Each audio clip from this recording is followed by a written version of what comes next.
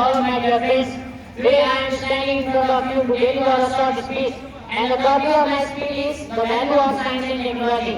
As all of you know that we are living in the modern era. The modern era is also known as the era of science and technology. Science and technology have improved so much in this era that we can do almost everything by the help of science and technology. The fate of a country, the fate of a society and the fate of a person is all decided by the help of science and technology. Many developed countries are called developed because they have resources and they are rich in science and technologies. Science and technologies have improved us so much that we can have the power. We have the power to discover the secrets of the universes. We have been able to go to the depths of the sea and as well as to the outer space. We have discovered many small and big things like atoms to the big things like universe, stars. If we compare our life from the life of our primitive people, then we can find a huge difference in the living standard, in the living techniques and different types of things that we are using.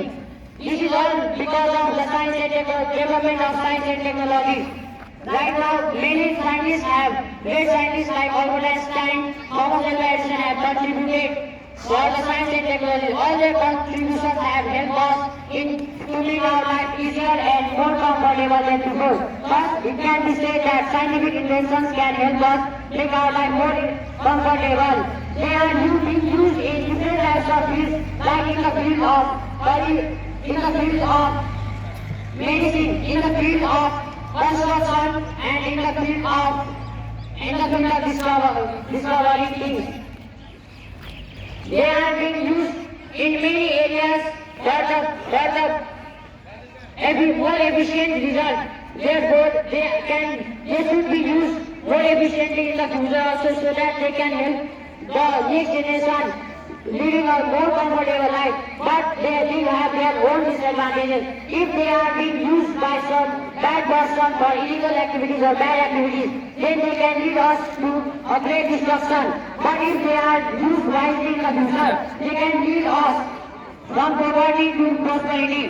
Like Nepal is a developing country, as we all know. It is not a developed country because we lack resources and the advanced science and technology. But in the future, if we can use different types of scientific inventions in our country for further development, then we can also be called one of the most powerful and developed country. By saying this much, I would like to stop my thought. Please, thank you very much.